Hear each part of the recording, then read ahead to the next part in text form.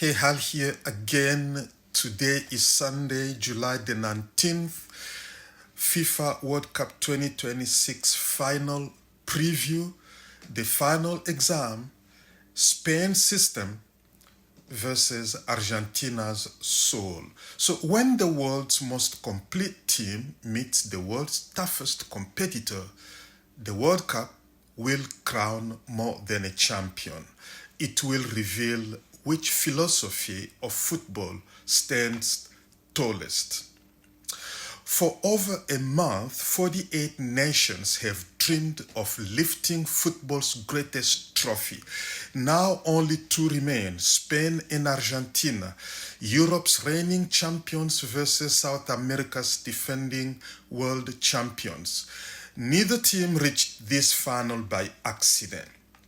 One built its success on an uncompromising collective system, that is Spain, and the other built its success on relentless belief, resilience, and refusal to surrender. Today's final may ultimately answer one of football's oldest questions. Does the better system defeat the strongest mentality? Or does mentality eventually overcome every system? Let's talk about Spain, the team before the individual. One observation by Thierry Henry, the French international, perfectly captures Spain's philosophy. He explained that Spanish football begins not by searching for the biggest athlete or the most prolific scorer. Instead, Spain recruits players who understand football, players who read space, players who think, players willing to become part of something bigger than themselves. That philosophy has been evident throughout this tournament. Spain don't simply pass the ball, they control the game. Every player understands where teammates should be. The movement appears almost choreographed. When one player advances, another automatically fills the space. That is years of football education, not improvisation. So what are Spain's keys to victory? Spain must, number one, dominate possession without becoming predictable. Number two, move Argentina side to side until spaces appear. Number three, prevent Messi from receiving the ball between the lines. Number four, avoid unnecessary turnovers in midfield. And number five, remain patient. Against France, Spain demonstrated something remarkable. They didn't rely on one superstar. The entire team became the superstar. What are Spain's weaknesses? Every team has weaknesses. Every possession team shares one vulnerability: losing the ball. While fullbacks are high and suddenly enormous spaces appear behind the defense, Argentina loves those moments, and Spain better watch out today. Now, how about Argentina team? For them, belief is their greatest weapon. If Spain represents structure, Argentina represents conviction. No team in this tournament has demonstrated greater emotional resilience. They simply never believe the game is over. That culture existed before Messi. It existed before Scaloni. It stretches back through generations of Argentine football. They compete with extraordinary emotional intensity. What are Argentina's keys to victory today? Argentina must: 1. Survive Spain's early possession. 2. Press selectively rather than constantly. 3. Transition quickly after winning possession. 4. Protect the central midfield. 5. Create moments where Messi receives the ball facing the goal.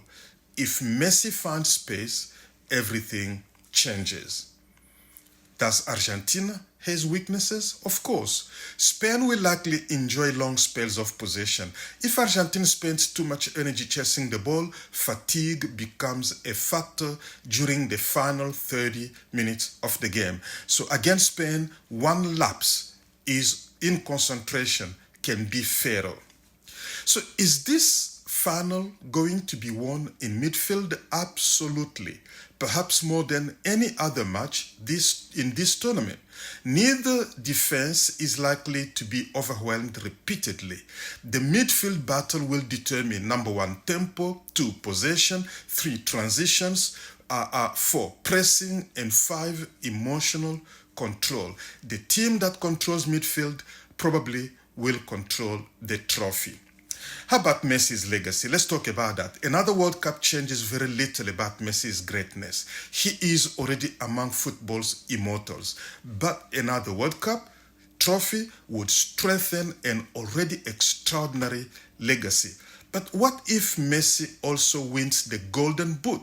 If Messi scores enough to overtake Mbappe, it becomes another remarkable achievement late in his career. Whether that automatically determines awards such as the Ballon d'Or in the future is less certain. Those awards consider performances across club and international football over an extended period, not just one tournament. Still, winning the World Cup and the Golden Boot would make his case exceptionally strong. So what would Argentina's victory mean? Argentina would become back-to-back world champions. Very few nations accomplish that.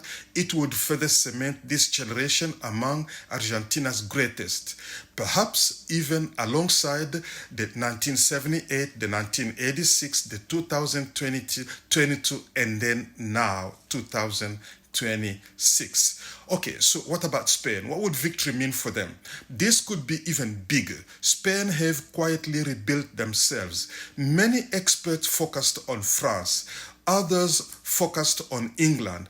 Some still believed Argentina were inevitable, but Spain simply kept winning.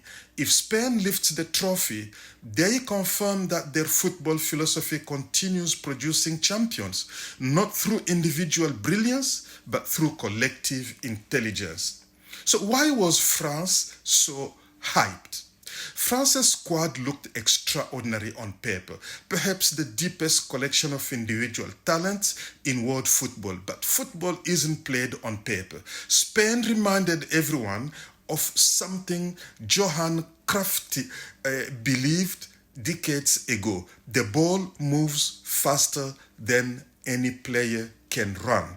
Spain's football isn't built around the fastest player. It's built around making the smartest decision every single time.